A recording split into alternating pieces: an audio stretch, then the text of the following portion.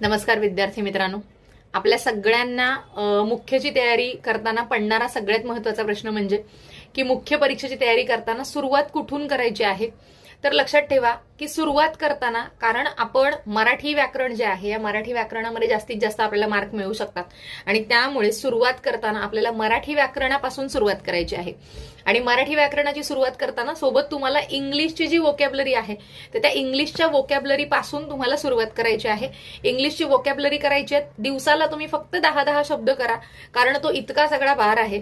So त्यामुळे ते पटापट जर शब्द तुम्हाला असं वाटत असेल की व्यवस्थित ॲक्युरेटली तुमचे पाठ व्हावे तर लक्षात ठेवा की इंग्लिश वोकॅब्युलरी जे आहे तर त्याचे 10-10 शब्द दररोज पाठ करा. आणि त्यासोबतच मराठीचं व्याकरण जे आहे हे मराठीचं व्याकरण सुरुवातीला कंप्लीट करून घ्या. 10 दिवसांमध्ये 8 दिवसांमध्ये त्याची रिव्हिजन करून घ्या.